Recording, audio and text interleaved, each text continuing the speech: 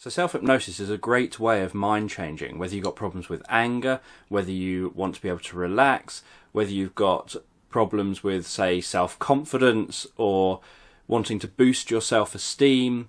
For a whole wide range of different topics, self-hypnosis can really help. Now, how self-hypnosis helps is that all hypnosis is a narrow, focused state of attention. So anyone who's attempted to park a car in a really difficult parking space will know that when you've got your radio on really loud and you've got a passenger sat next to you, perhaps kids in the back seat, it's really distracting and really difficult to park the car. So it's easier when everyone gets out of the car and you turn the radio off and you can focus all of your attention on just parking that car. And that's what hypnosis is.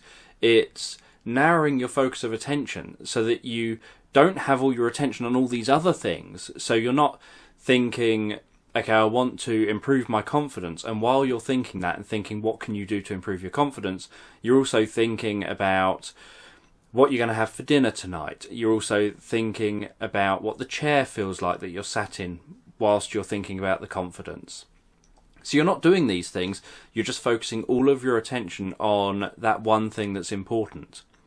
And so whenever you focus all your attention on one thing, you're better at doing that one thing. Whereas when your attention is divided among many different things, it's very hard to do any of them with any great skill. So for self-hypnosis, it's really helpful to be able to narrow that attention down, help you to focus on those issues you're attempting to solve in that moment. And self-hypnosis done with mental rehearsal, which there's an awful lot of studies done on mental rehearsal. Many sports people use mental rehearsal as a way of improving their sports performance. You'll get F1 race drivers, for example, who stand on the edge of the track with their eyes closed, imagining themselves going around doing the perfect lap over and over again.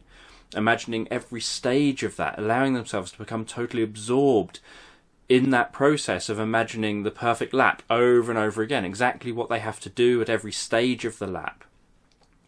And so that's what you're doing with self-hypnosis. You're not only just absorbing yourself in just that one thing that's important to focus on there and then to address, but you're also doing mental rehearsal. So you're mentally rehearsing, doing what it is you're hoping to achieve over and over again, focusing all your attention on just doing that mental rehearsal correctly. You're not focusing on how to do things wrong. So there was a study done where they took a load of people to a basketball court. They gave everyone a basketball so that everyone had a feel of what a basketball feels like. They said to everyone, bounce the basketball, just get a sense of its weight, how it moves in the air, etc. So they did that. Then they split these participants into two groups. One group were told, so all of them were told, here's how to throw it into the hoop. So someone demonstrated how to throw the basketball into the hoop. Then they said to one group, practice that over the next few weeks and then come back and we'll see how you do. The other group were told, just practice in your minds for the next few weeks and then come back and we'll see how you do. They all came back together. The group that practiced for real for a couple of weeks did worse than the group who only practiced in their minds. And the reason is that the group that practiced for real got it wrong as well as right. So they practiced throwing the ball at the hoop. Sometimes they'd miss, sometimes it would bounce off the ring. So they got it wrong as well as getting it right, and that's what they were practicing. The group that practiced in their mind only ever got it right. They didn't practice missing, they didn't practice it bouncing off the hoop. They practiced getting it right over and over and over and over again. And so mental rehearsal is a really powerful tool.